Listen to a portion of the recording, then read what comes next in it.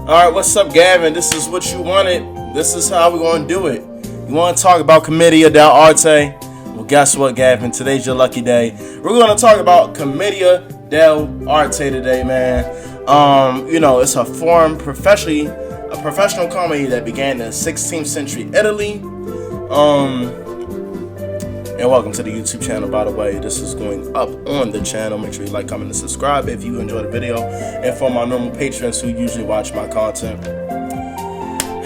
I'm a college student first, so let's that's how transparent I am with my base, man. Y'all gonna see how my academics cross in with my content creation. Anyway, tangent aside, Commedia blossomed in the early Renaissance era, spreading across Europe between the 1500s and the 1700s. What makes it so special is it uses stock characters and mass I'm rushing. Let me slow down. The improvisation is what I'm trying to say, rather than fixed scripts and other performed outdoors for the common folk.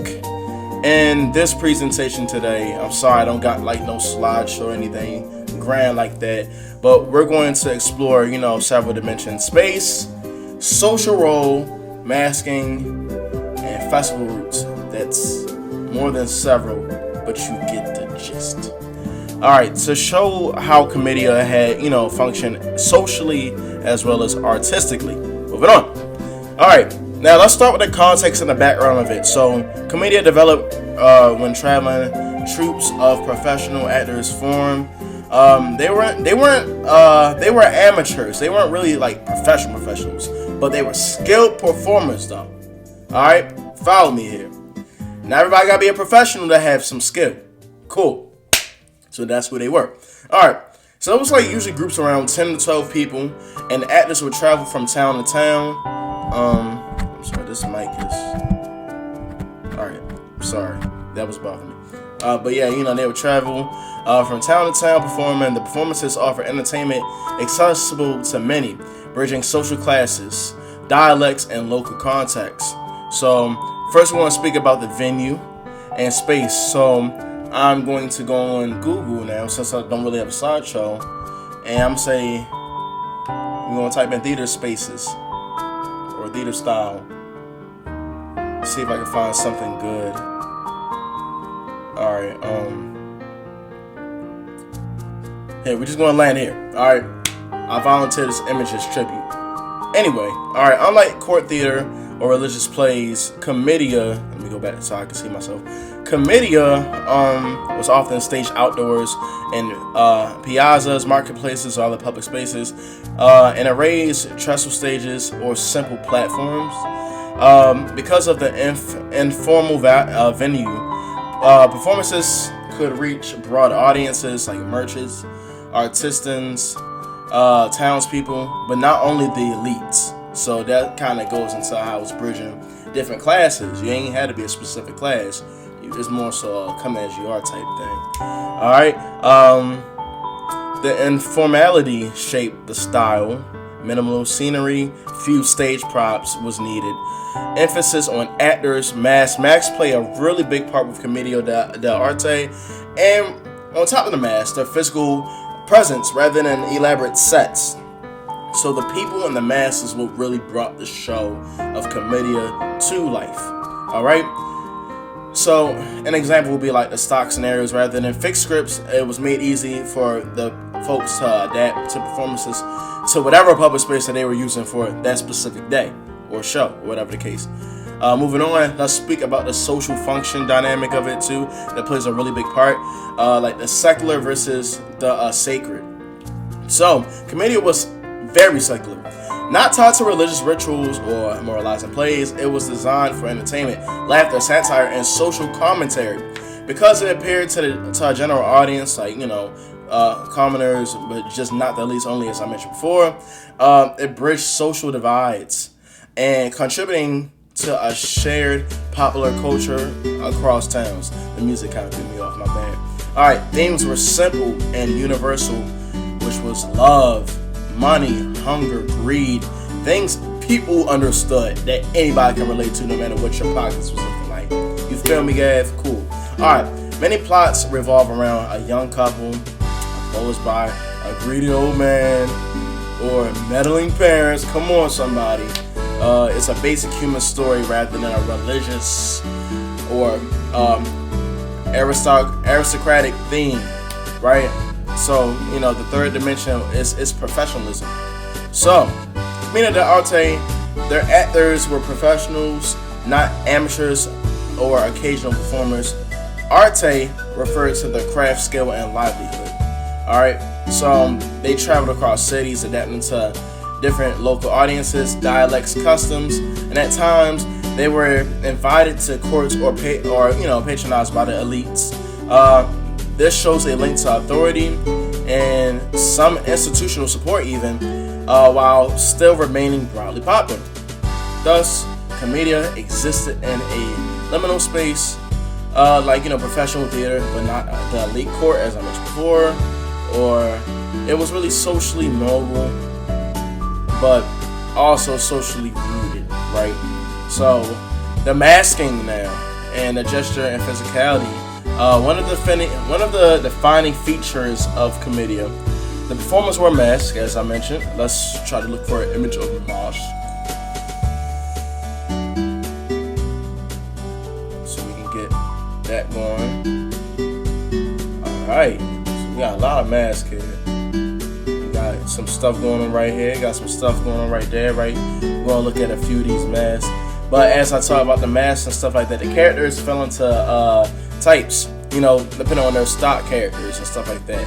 So you got the servants or tricksters, you got the lovers, you got the old masters, you got the just so many different types. And because of the mask covering their face and minimal scenery, acting relied heavily on posture, gesture, movement, miming, and acrobatics.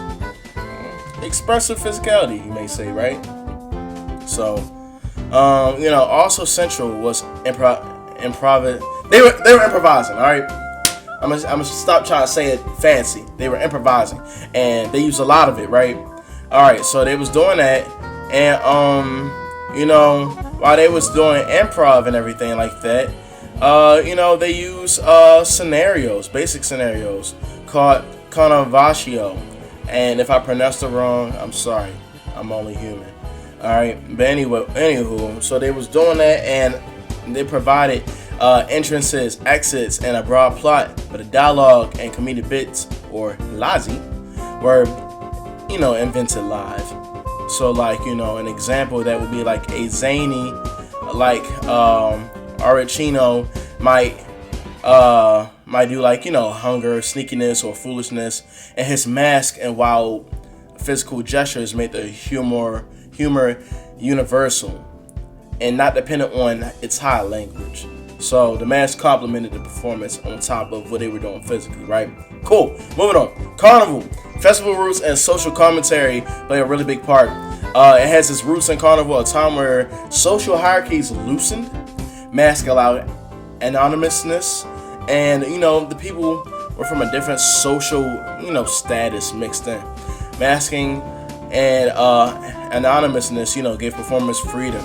They could mock the authority, social norms and class prejudice with less fear of repercussions, right?